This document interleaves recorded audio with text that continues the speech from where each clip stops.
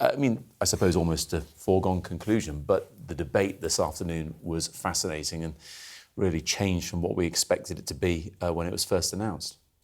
I mean, it has been quite the day, and I have to say, Matt, I'm reeling a bit right now, and my WhatsApps are full of MPs in absolute fury about what's going on. If we just stand back for a moment, where are we? And we'll get onto the debate in a moment.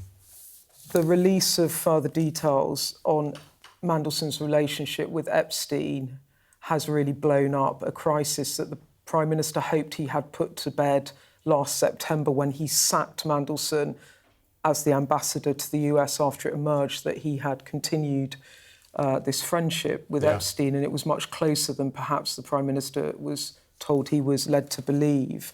But the revelations over the weekend that Mandelson also allegedly leaked market-sensitive information back in 2009 under the Gordon Brown administration, that he had taken payments from Epstein amounting to £75,000 when he was a prominent Labour politician in the early noughties, has brought this crisis right to the door of the current Prime Minister. If they had never brought Mandelson back, this would have been a historical scandal that might turn out to be the biggest of this century. And I say that because the Met Police are now investigating Mandelson. If they decide to prosecute him and he has a conviction, he could end up going to prison over this. That is how serious these allegations are. Where does it leave the current Prime Minister? He is in a very, very, very sticky situation tonight, Matt. And the fact that the government have had to today amend their own amendment to allow the release of all these documents and then put the adjudication of what should and shouldn't be put in the public domain, not in the hands of the government, but in the hands of Parliament through the Intelligence and Security Committee. The reason that is happening is because their own MPs do not trust the government.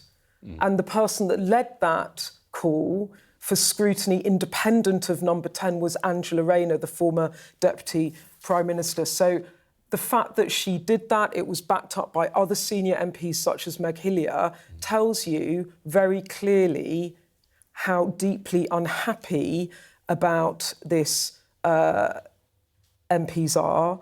I've got MPs telling me that they're not sure they can stay on in government posts.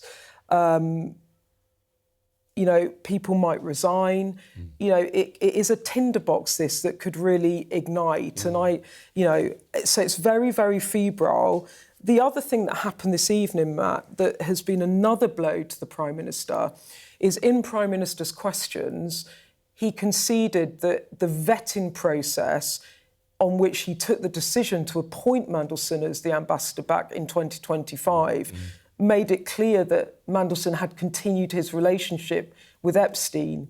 Now, for many of his MPs, and particularly some of the female MPs, that is unforgivable because that shows a terrible lack of judgment from the Prime Minister in their view. Now, Starmer's defence there at the dispatch box was, I was lied to, I was misled. If I had known then what I have subsequently found out, I would never have appointed him. I regret it deeply.